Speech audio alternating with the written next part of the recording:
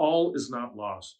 If you've been served a restraining order and it doesn't look winnable, ask your attorney about CR2A, Civil Rule 2A. If you're interested in restraining orders and how to deal with difficult situations, stay tuned. This is the video for you.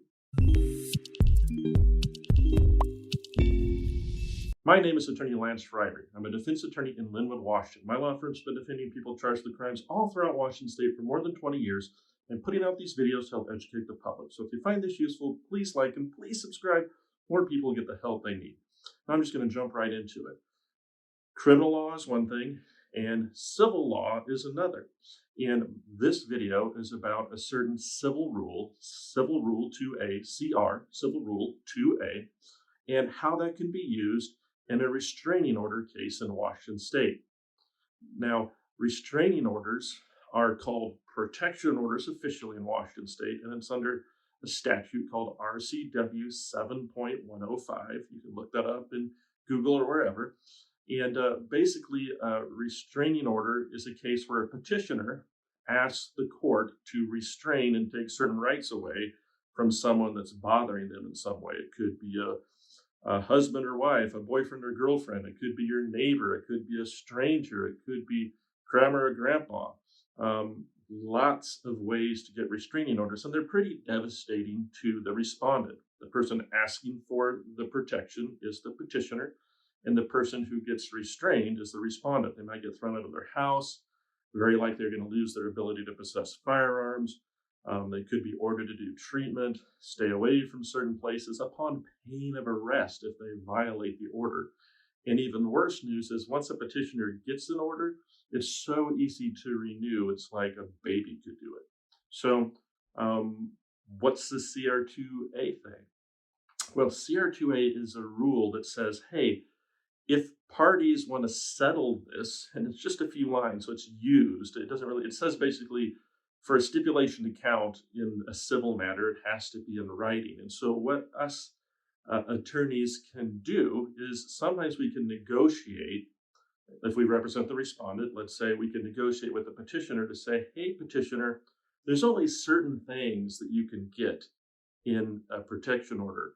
But if you let your protection order expire, we can write something pretty similar in a CR2A agreement that provides broader restrictions on the respondent.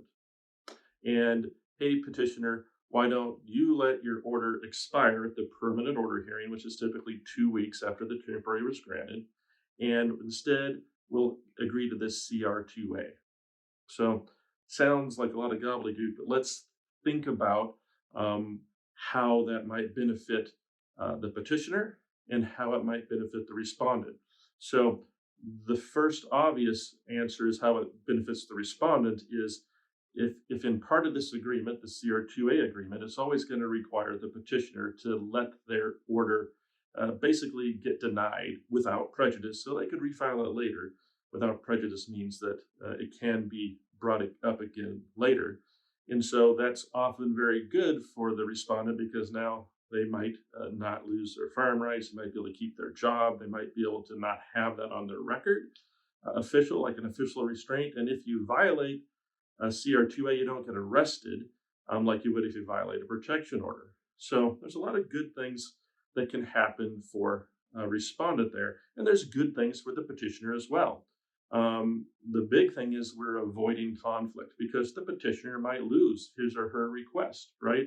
And oftentimes the petitioner doesn't want all of their dirty laundry, all of the stuff they don't want in the record when the respondent fights tooth and nail and files affidavits and gets family members involved, and who knows how many other people they can get involved pleading their side of the case, and therefore making the petitioner not want to proceed. It's just common sense. And so the petitioner can avoid all that while still getting agreements out of the respondent to stop certain behavior and also leave them totally alone with pain against the respondent if they violate the agreement. And the agreements can be written all different types of ways. Most of the time what we see in a CR2A is the petitioner agrees, hey, I'm going to drop my order. The respondent agrees, basically whatever the petitioner wants. Don't contact me, don't contact my kids, don't come to my work, don't come within 1,000 feet of my work. Give me, give me rights to this car. Property's not often involved, but it can be. Don't, follow me on social media. Don't even speak my name anywhere. That you can agree to some restraints on free speech that can't be put into an order as a matter of law, because the court, it's not a court document in the CR2A, it's an agreement between the parties. So how does the petitioner typically get relief if the respondent violates the agreement? Well, usually the CR2A agreement will say something along the lines of, any violation of this agreement is on its face harassing because I don't want contact. And so the respondent gives up their right in many of these agreements to contest whether or not the unwanted contact that violates the agreement was harassing or caused emotional distress or whatever we're putting the order under. And all the respondent reserves the right to do in most of these agreements is challenge whether or not there was a violation. So if a CR2A agreement is violated, what I typically see is the petitioner refiles his or her petition. Here's my CR2A agreement. Here's what it says. Here's how they violated it. We don't even have to fight about whether or not the violation is cause for an order. Now all we can fight about is, was there a violation?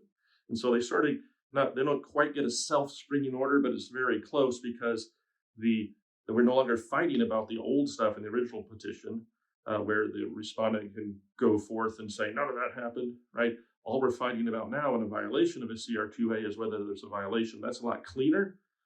It's a lot easier. And also it's a lot less damaging potentially to a petitioner than having to face this massive response. And so, sometimes that's even what a petitioner wants. Sometimes a petitioner, I've been involved in cases where the petitioner doesn't really want a full order, doesn't want to sort of wreck the life of the respondent. They just want to leave the respondent alone, but they still want some protection just in case. They don't want to just drop everything. So attorneys can try to negotiate for CR2A. Now, I'm no expert. I've only done these type of things for, a fraction of my career. But so I see all different shapes and sizes of these things, but I've seen them work. They've worked in my cases. And so I want you to know, both petitioner and respondent, but especially respondents, if it seems hopeless, that these agreements can be done, and basically work with your attorney, because oftentimes there is something in it for a petitioner why they'd want to do it, and sometimes the petitioner has no interest, so don't count on it. But there is a way for parties to settle civil suits, because again, an order case is not a criminal case. These parties can agree basically to what they want, at least in most cases. So I hope you found this useful. CR2A is great. Use it when you can. And if you need some help in this area, feel free to reach out to my firm. We've been doing this type of stuff for more than 20 years. We'll listen to what happened, we'll identify a way forward, and we will be there for you. Thank you.